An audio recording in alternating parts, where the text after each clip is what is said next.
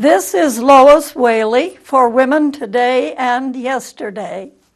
I was talking in my last program about women born in May, and we only got to about the middle of the month. So let's start with May 15. May 15 is the birthday of Dorothy Hansine Anderson of North Carolina, born in 1901. And she is known for being a doctor, and she did one thing at least that has kept her name in history, and that is that she worked on cystic fibrosis.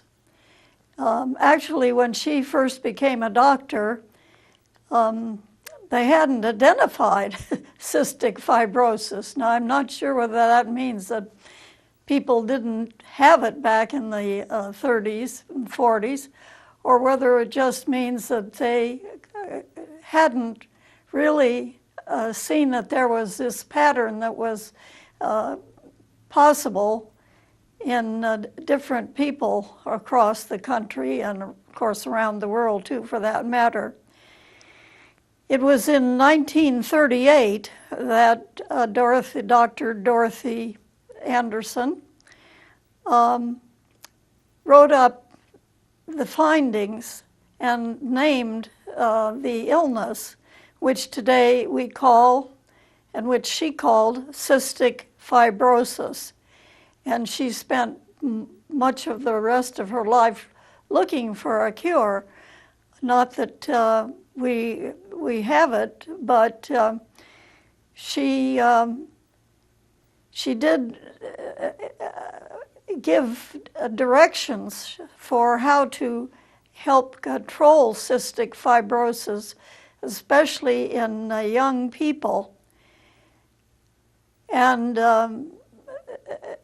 young adults, I guess I should say. But before the work that was done by Dr. Dorothy Anderson, babies that had been born with the illness we know as cystic fibrosis had not lived beyond their babyhood. They died as babies, and it was only after the work that she did and others that they were able to work on and aid young adults who had grown up, who hadn't died as babies, but were plagued with this problem of cystic fibrosis. So that's Dr. Dorothy Anderson, born on May 15th, 1901. Now, we have another person born on that same date, May 15th, and she is a person who is still widely remembered because it is Madeleine Albright. Madeleine Albright was born on May 15th in 1937, and she served as Secretary of State for President Bill Clinton. Madeleine Albright was born abroad in Czechoslovakia. Her family lived in Czechoslovakia, but of course you may remember that in 1938, Czechoslovakia was taken over by Hitler's Germany, and that was the end of Czechoslovakia. Well, they'd had a big fight with the Germans about the Sudetenland, which is an area in northwest Czechoslovakia that was heavily settled by Germans. And Hitler said, oh, well, those are good Germans, and we want to have the Sudetenland for sure because it's full of Germans. And Czechoslovakia shouldn't have those Germans. We need them. But in the process, Hitler wound up taking over all of Czechoslovakia, not just the Sudetenland. Her parents left Czechoslovakia before that time. They were lucky in getting out before Hitler seized that territory. And she came to the United States as a young girl. But as I mentioned, she is best known for being Secretary of State under President Clinton. And she is the first woman who has ever held the office of Secretary of State of the United States. Madeleine Albright. Now, for May 16, we have Adrienne Rich, the poet. She was born in Baltimore in 1929 on May 16. And she was born into quite a conservative family, was raised quite conservatively, but in her own life she moved to be a more liberal person and less traditional. She did go to Radcliffe, which is a women's college, and associated with Harvard now. And but the kind of odd thing was that during her years at Radcliffe, this women's college in Massachusetts, she never had any women professors. Apparently, this would have been in probably the early 50s, early to mid 50s when she was there. All the faculty, or at least all the ones she ever met, were male professors. I think that Radcliffe has changed its policy now to have more women on their faculty. But anyway, Adrienne Rich was a poet, and she did get married and have a family and so on. She wasn't a person who dedicated herself solely to poetry. Says she had 3 sons, and she became a liberal activist working in civil rights and anti-war interests. But she was more and more getting into political matters, and I wouldn't say leaving poetry behind, but emphasizing more her interests in the politics. And eventually she left her traditional family of husband and 3 sons and embraced lesbianism. In 1974, she won the National Book Award, and she had an interesting comment to make, which is recorded in my book here, Remember the Ladies. And this was a statement about pornography. She joined the movement against pornography and says, "Pornography is relentless in its message, which is the message of the master to the slave. This is what you are, and this is what I can do to you." Pornography, of course,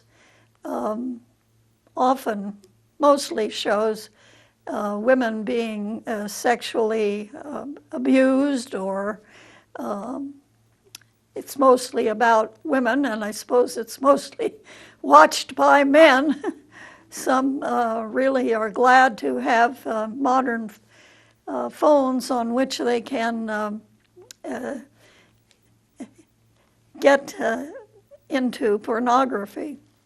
But remember that Adrienne Rich spoke out against pornography and said it's the message of the master to the slave. This is what I can do to you because I'm your master and you're my slave.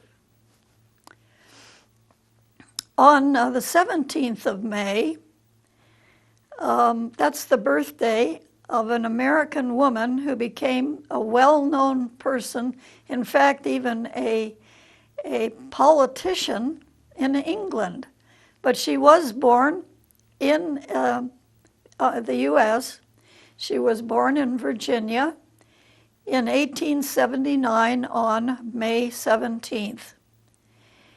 And she married rather young, but that marriage didn't last. And in fact, after her marriage, after she was divorced, she moved to England, and she was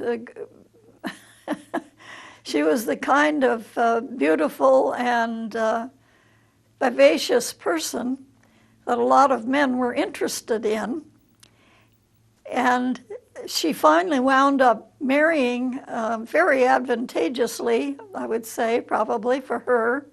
She married John Jacob Astor, a very wealthy man who made his money in the United States. I'm not sure if he himself was actually British born. I think he was, but he got to be quite a wealthy person, and she was his wife. She married him in 1906, and he became a member of Parliament for the Conservative Party, became a member of the British Parliament in 1906, shortly after their marriage, and was a member of Parliament, the House of Commons, until 1919. Well, in 1919, he inherited a lordship, so he went to the House of Lords. And guess what Nancy Astor did? She ran for Parliament and was elected to the House of Commons. Nancy Astor, born in Virginia, but a conservative member of the House of Commons as Lady Astor for more than 25 years. She was, in fact, she was the first woman to be elected to the House of Commons. As I mentioned, that was in 1919, and she was a member of the British Parliament until 1945. That was, after the end of the Second World War, there was a big political revolution in England, and the Conservatives were out and the Labour Party was in, and so she finally lost her position as a member of the British House of Parliament. Now, it says that she was a very outspoken person, and she said it as she believed it. She was both an anti-communist and, very, very much of an anti-communist, but also she spoke out against sort of the what finally became almost a witch hunt of looking for communists, communists under the bed under the table and so on, which was pretty common back in the late 40s and early 50s. So she was both an anti-communist and also a person who attacked the idea of putting too much emphasis on communism. Now, for May 18th, we have a very interesting American politician. Her name, Jeannette Rankin. This was, May 18th was actually her death day, the death day for Jeannette Rankin. And I think that Matt has a picture of her somewhere. We had a picture. Yeah, there she is. In fact, that's the same picture that is in my book here. She was a very interesting politician in that she was twice elected to the U.S. Congress. But in both cases, she only served one term. And the first time she was elected to Congress was in 1916. And that was that was even before women got the vote, you know. However, she was from California, and women in California already had the vote before the 19th Amendment made adult women voters. So she represented California in 1916, but probably she was elected in 15 and started in 16 because, well, anyway, it was in 1917 that the United States finally joined the Allies in World War I. And she voted against war. So when it came time for her to be reelected, the voters wouldn't reelect her because she had voted against entering World War I, probably. She was a lifelong pacifist, very much against war, and she wouldn't vote for it. So then, the second time she was elected to Congress was in the late 1930s, 1940. And she got to Congress just in time, you might say, to vote against entry into World War II. She was the only person who voted against entering World War II after the attack on Pearl Harbor on December 7th, 1941, you know. So the next time she was up for election, Jeannette Rankin was turned down by the voters for a second time because in both times when she had been elected, she made it clear that she was a pacifist and against war. And when she voted against war, both World War I and World War II, the voters said, nope, we don't want Jeannette Rankin around. But her death day was actually 1973. She lived to be a very old lady, even though she had first been elected to Congress in 1917. She was a very old lady when she died. She was over 90 when she died in 1973. In fact, I can remember she was even, she was around long enough to see the Equal Rights Amendment pass the Congress and go out to the voters, because it was voted in January of 1973. And she lived until May 18th, 1973. For May 19th, we have Lorraine Hansberry, who was a playwright. She was a black woman.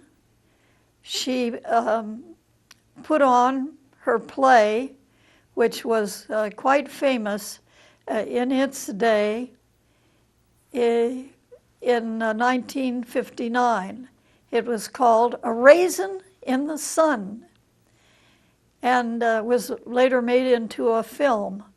Here we have a picture that shows Lorraine Hansberry, born in Chicago in 1930 on May 19th. Lorraine Hansberry, in the play that she wrote, A Raisin in the Sun, had actually experienced as a child sort of the main emphasis in her play, A Raisin in the Sun, because when she was only 8 years old, her father bought a house in a white neighborhood where there were no other blacks living at the time. And the people around were pretty racist, I guess. The ones in that neighborhood were not at all pleased to see a black family moving in, many of them. And, someone even tossed a brick through the window of the house. But they continued living there. Like I say, she was only 8 when they moved in. But the experience, you know, and the racism that her father experienced, particularly because of his moving the family into the white neighborhood, meant that he died pretty young. He died only about 7 years after they moved into this white neighborhood, and he was still a relatively young man in his 40s at that time. So the major story line in Raisin in the Sun actually is about a black family moving into a white neighborhood and finding some more than a few problems, especially back in that day. Her father moved in 1938, as that was before the Second World War even broke out. It was late in the U.S. Depression. Now, I want to say a word about that title, A Raisin in the Sun, because the title comes from a poem, and the poem was written by a famous black poet, a man called Langston Hughes. Langston Hughes, in a poem that he wrote called Harlem, he himself was from Missouri, but he moved to New York City and to Harlem, and he wrote about a raisin in the sun in this poem called Harlem. What does a raisin in the sun do? Does it just dry up, or does it explode?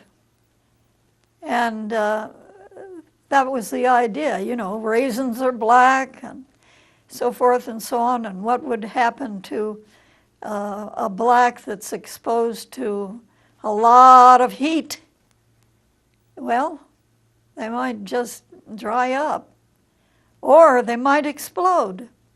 And we have seen both reactions at various times from black people in our country who have been exposed to American racism, which is unfortunately still very much with us. I might mention that I was active in the National Association for the Advancement of Colored People, NAACP, when I was in college, and that was a long time ago, you know. That was 70 years ago at least. And we were new. I mean, you know, it was a new left-wing protest at Stanford, where I was a college student at the time in 1949, 1950, along back there. Actually, Lorraine Hansberry married a white man, but she married a white man who was quite active in the NAACP. And this play, The Raisin in the Sun, opened in March of 1959 and was quite well received. And as I mentioned, made into a movie. But unfortunately, Lorraine Hansberry died young, although her prize-winning play was put on when she was 29. She only had a few more years to live before she died of cancer. Now, on May 20th, that is the birth date of Antoinette Brown Blackwell, born in 1825 on May 20th. She was a woman. Actually, she was the first woman minister, official minister, in the United States. As mentioned, she was born in 1825. And in the late 1840s, she went to Oberlin, which, as you know, is a famous small college here in Ohio. And Oberlin began, from the very beginning, they accepted women students and black students. Both women students and black students were not accepted at colleges and universities back in the 1830s and 40s. So they were pioneers. Oberlin was a pioneer in both cases. And Antoinette Brown Blackwell went to Oberlin. She finished the program for women, which was a literary program, and didn't get a degree with it. Women were allowed in, but the only degree giving that was done was for male students who took the theological course. Well, after she finished the literary course in the late 1840s, Antoinette Brown went on to take the course in theology. It says she had a rough time doing it. And in fact, it was sort of one of those fights that she lived through, and she survived, but Oberlin would not grant her a degree because they were only giving degrees to women in the literary course, not in the theological course. So she was not awarded a license or a degree, in spite of the fact that she finished both those programs at Oberlin. And she did become the first pastor. I believe she was a congregational minister. She was a Congregationalist minister and served as a pastor for a couple of years, which made her the first woman minister in the United States. It says she later converted to Unitarianism, got married, and worked for women's rights to the vote.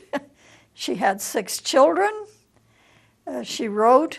She served as an editor for journals, wrote a novel, and so she was definitely a pioneer, and she had a lot of problems from people who said, "Oh my goodness, a woman minister, horrors," and things like that.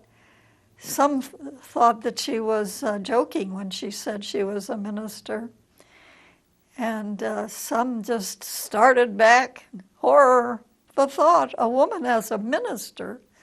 This would have been, in the 1850s or 1860s probably. So, May 20th, Antoinette Brown Blackwell. And for May 21st, we have another woman minister, interestingly enough. Her name was Elizabeth Fry. She was born in England in 1780, very early on. And here we have a picture of her with a portrait actually, probably, with 18th century, the early 19th century dress and hair covering. She was the mother of 10 children, but she was also a Quaker minister, and she worked especially with prisoners. There was a big prison in London called Newgate. If if you have ever read any Charles Dickens wrote, included in a number of his novels, Newgate Prison.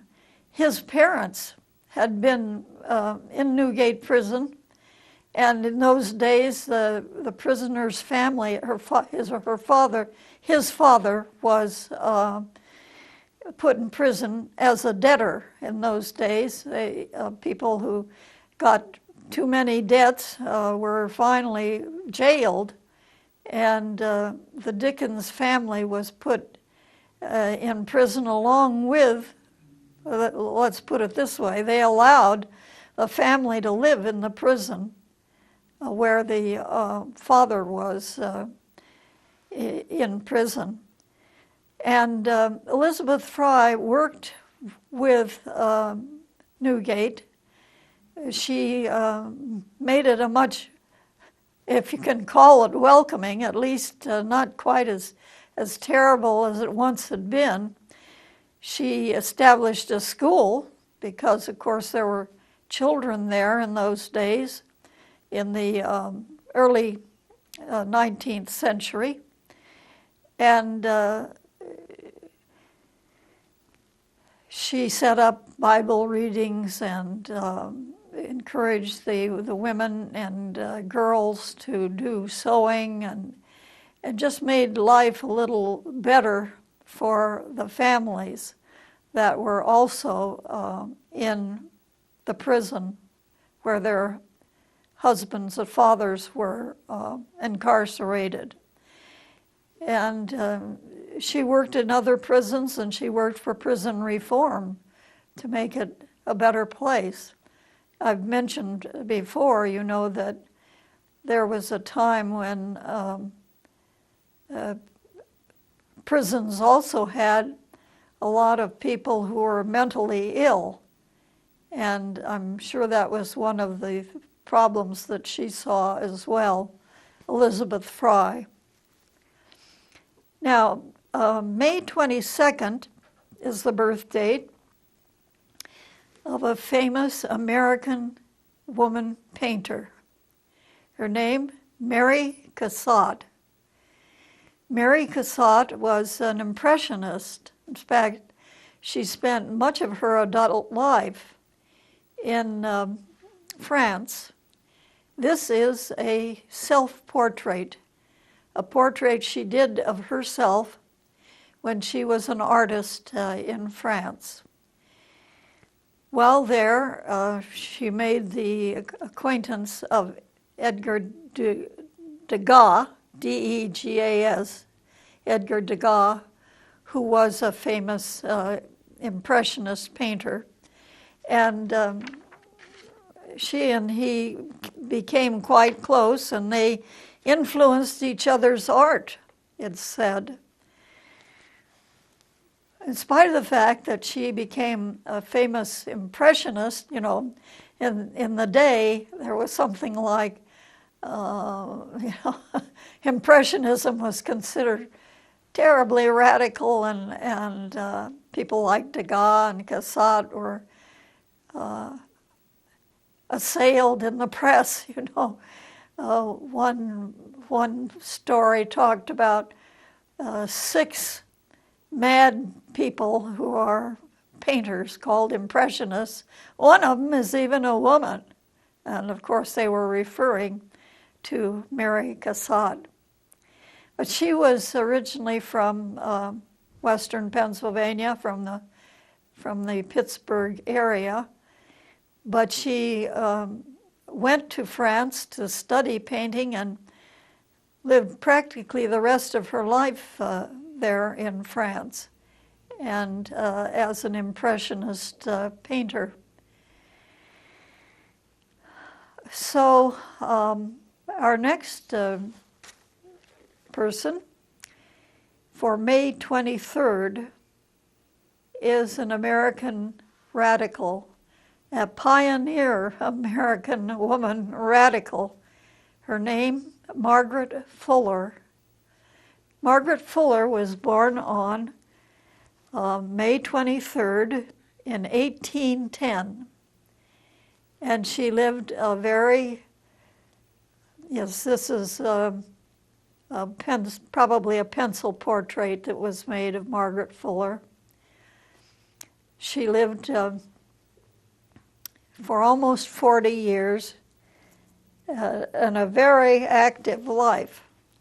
She started life as a prodigy. Her father, she was the oldest of, 9 children, and her father could see she was a very bright little girl. So he really, was pressing her along. It said that she could read Latin at age 6. Presumably she already could read English by that time as well. And so she was quite a prodigy, but apparently in the process, it kind of stunted her mental health in a sense, in that she had migraine headaches and that sort of problem her whole life long. But she was writing. In fact, she was the first woman editor of The Dial, which was a transcendentalist paper. The Transcendentalists were located mostly in Boston. Ralph Waldo Emerson was the most famous of the Transcendentalists, a famous American philosopher. And she became a Transcendentalist. She studied with Emerson, and she led a group of women who studied philosophy and under her tutelage in the Boston area. And she also edited the Transcendentalist journal called The Dial, which made her the first woman editor in the United States. And and of course the Dial was quite an intellectual magazine, because the Transcendentalists were the philosopher leaning people who followed Ralph Waldo Emerson. She took a trip to, it says the book was called On the Lakes, A Summer on the Lakes. Now, the lakes to which she refers are our Great Lakes, which in the 1830s and 40s were the west of the United States. I mean, that was long before, not long before California was settled, but as you know, the gold was found in California in 1848, and California became a state in 1850. And between California and the rest of the United States, there was a huge territory stretching from Nevada to the Mississippi River of just plain territories. So Margaret Fuller was, it says she was a pioneer writer on the West, i.e., the Great Lakes area that was the West in her day. And I was talking about Margaret Fuller and the fact that she wrote about the American West, i.e. the Great Lakes, in 1844. And she did such a good job that Horace Greeley, who was a famous editor in New York City at the time, asked her to come and work on his paper in 1844. and in 1845, and that was the year that she published a book about women in America.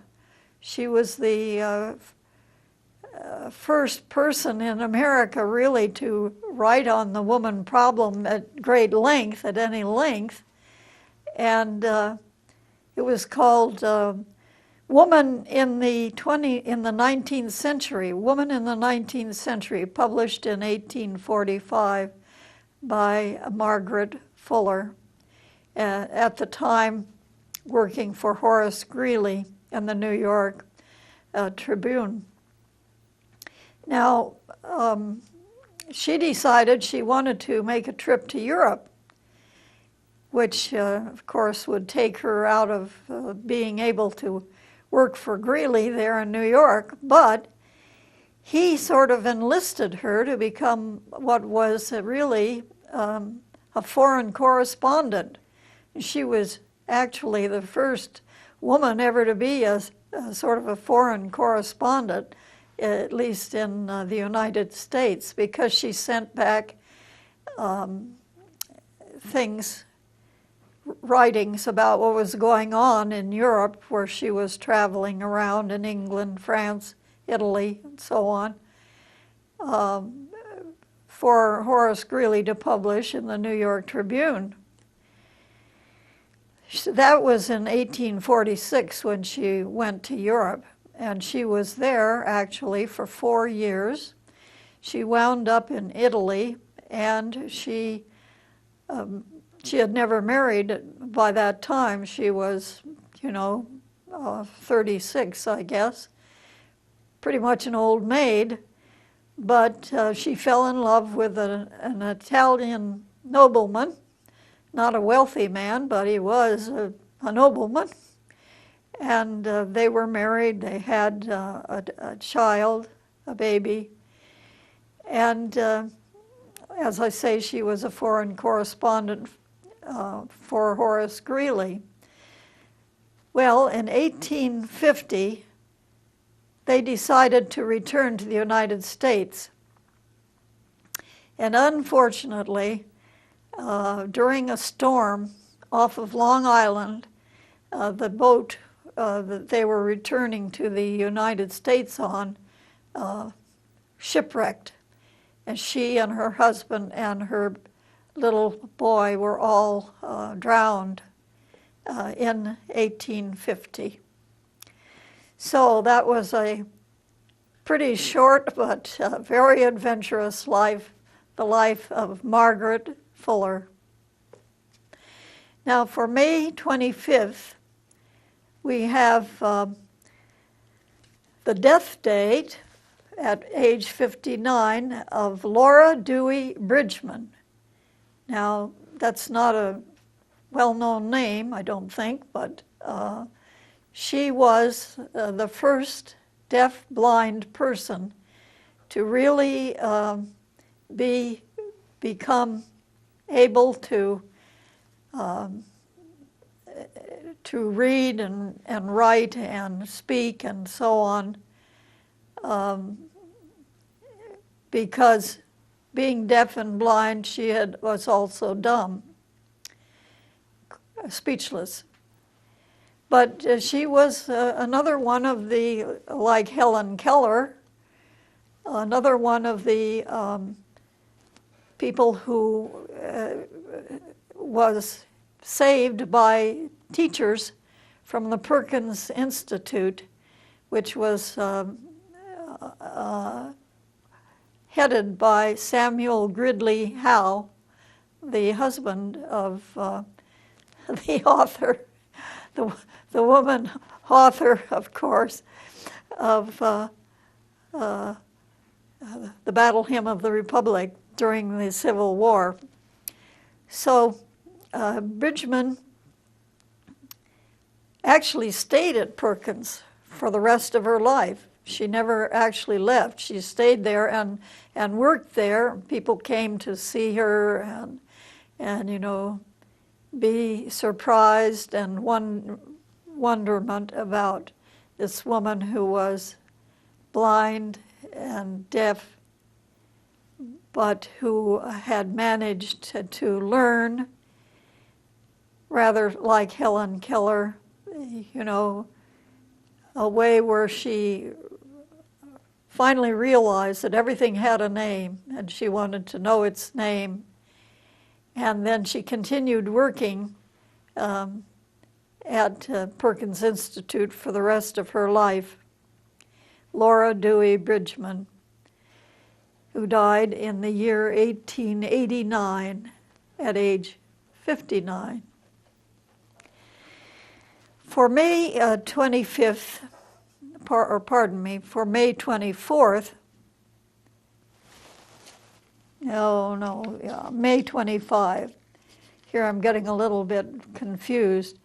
Winifred Black is the woman whose death date was on May 25 in 1936. I don't think that we have a picture of her, but maybe we do. She was, yes, there she is. She was a writer, a journalist, and she wrote under the pen name of Annie Laurie, which of course is a famous Scotch song, one of my all-time favorite old-time 19th century songs. She took the name Annie Laurie, and she worked for William Randolph Hearst, who was a famous publisher of newspapers in the late 19th century, early 20th century. Her death date was in 1936 at age 72. And Hearst had decided that when he saw that Joseph Pulitzer had this woman journalist who called herself Nellie Bly, Hearst thought, gee, I need a woman journalist too. And it turned out that Winifred Black filled that bill. She was living in San Francisco at the time, and she wrote for the San Francisco Examiner, a paper that I can remember from my childhood. We used to get the Sunday San Francisco Examiner in Nevada, where I grew up. But that was after the time of, well, no, actually, if she died in 1936, that was when I was 4 years old. However, I think that was before we were getting the San Francisco Examiner Sunday paper. She was a sort of person who really went after stories. She, on one occasion, she pretended to be ill on the street, you know, fainting. People couldn't bring her around and so on. And so they put her in a cart and took her off to the hospital. I guess there weren't any ambulances in those days, or maybe there was no ambulance for that particular hospital. So her experience actually helped the ambulance business really get started. It says that the city purchased its first ambulance after that occurrence. But on one occasion, she hid in the railroad car where President Benjamin Harrison was riding. She hid under a table in his railroad car, and after the train was underway, she came out and interviewed him, and he apparently was willing to speak to her, even though she emerged from under his table and sort of burned him in the process.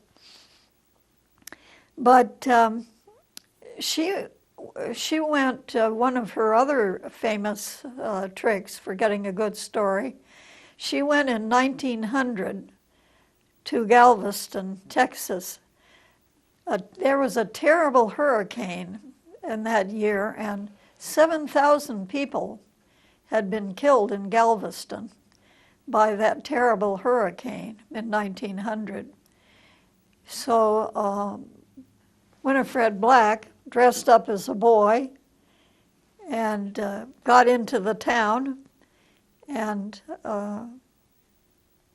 got a lot of stories. She was the only woman journalist who made it into Galveston after that flood and hurricane.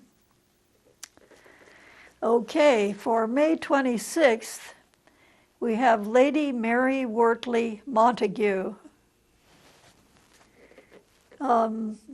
She was born in 1689. Okay, that's a long time ago, and there's a portrait in oils of Lady Mary Wortley Montagu. She became known in the early 18th century, the 1700s, for her letters, for a play she wrote, and some poetry. And she was someone who was not afraid to say or write what she thought, so that somebody who had been hurt by her frankness and brashness said that she was a woman with a tongue like a viper and a pen like a razor. In other words, very sharp and dangerous. And she went abroad from England with her husband, who was an ambassador to Turkey. And one thing she's remembered for is that she introduced the idea of vaccination to England. Vaccination was a brand new idea, you know, and it was pretty dangerous, but it was less dangerous than actually getting the smallpox, for which the vaccine was needed. The first vaccinations, they would just scratch a person and then put a little bit of the pus from a smallpox pustule in the scratch, and then the person would have a mild case of smallpox, not as bad and as strong as really getting smallpox itself, which killed quite a few people actually in the day. So this idea of vaccination was something that Lady Mary Montagu introduced into England. She'd had her own children vaccinated, and she had herself been vaccinated. So she knew that it could work. And before then, smallpox was, like I say, very often proved to be a fatal disease. But after vaccination, it was less of a problem. Now, I remember being vaccinated when I was in the 6th grade in Hawthorne Grammar School out in Nevada. And it was not the stick so much, although there were some of the children who, fainted at the sight of blood and that kind of thing. I didn't do anything like that, but I had a terrible scab. It was about as big around as a 50-cent piece on my arm for a month before it fell off, which of course probably means that if I had ever really been exposed to smallpox, I would have had a really, really terrible case and died, who knows. But I still have a little bit of a scar there where that vaccination occurred. Today, vaccination is hardly ever used. Why? Because it has been eradicated, basically eradicated worldwide through the use of vaccination. So that's why it's a lucky thing that we had people like Lady Mary Montagu to introduce the whole idea of vaccination into England back in the 18th century. Well, who else do we have here? A couple more people from May, and I guess I'll be talking about most of them the next time. But here's one I just can't resist talking about in the time remaining. May 27th is the birthday of Amelia Bloomer. And Amelia Bloomer was a person who was interested in trying to make women's clothing better. This shows a woman dressed in the Bloomer costume. If you notice, she doesn't have skirts that sweep the floor, but they come down below her knees. And underneath, she has these long pants-like things on. And it was Amelia Bloomer's name that was attached to this costume, because she's got those long pants and then a long tunic and a belted around her waist. Amelia Bloomer was born on May 27th, 1818. She didn't invent the bloomer, but she certainly popularized it. And there are a couple of other women that I'll tell you more about next time. One of them born on the 27th of May. That was a pretty big date, because Rachel Carson, the famous environmentalist, was born in 1907 on May 27th. And also Julia Ward Howe. We talked about Julia Ward Howe before. She was born in New York City on May 27th, 1819. And there's the postage stamp, which commemorates Julia Ward Howe for May 27th. And we'll have a few more May birthdays, and then we'll get on to June next time. This is Lois Whaley for Women Today and Yesterday.